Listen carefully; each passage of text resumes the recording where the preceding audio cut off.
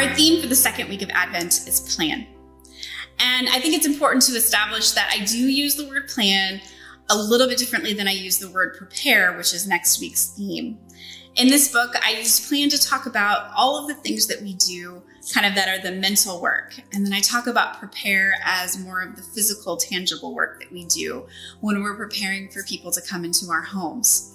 So a great example of this would be that we go grocery shopping, we get all the groceries, and we come back to home, we unload our groceries, and then that is kind of the planning stage.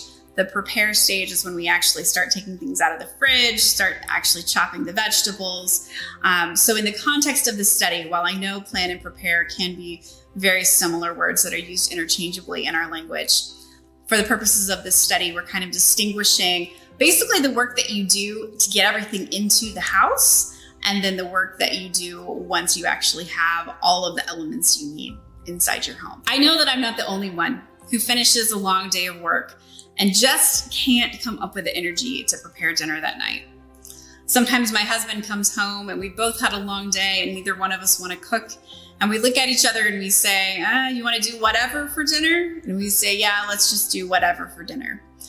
What that means is that each of us are responsible for deciding what we want to eat and scrounging up whatever we can find in the pantry, the fridge, and the freezer. It means that there isn't a plan, that there's not a meal that we'll be all eating together. Sometimes this means that my husband has a bowl of cereal and a bowl of ramen together side by side when we do whatever for dinner.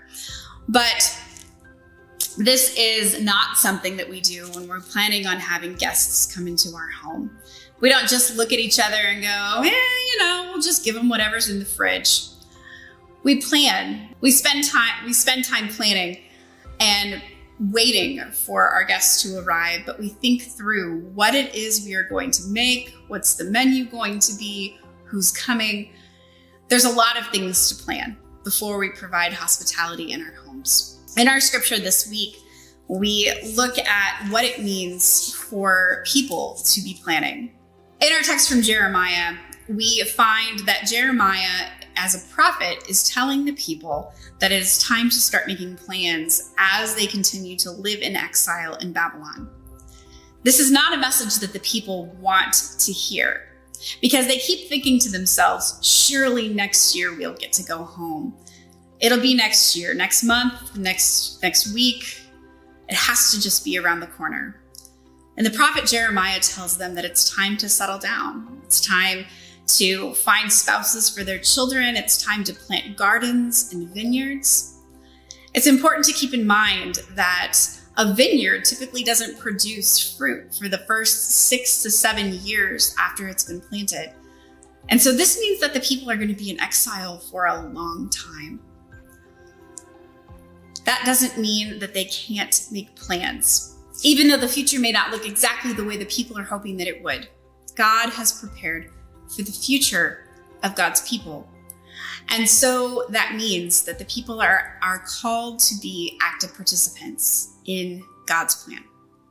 In our passage of this week, the Gospel of Mark refers frequently to the prophet Isaiah in prepare the way for the Lord.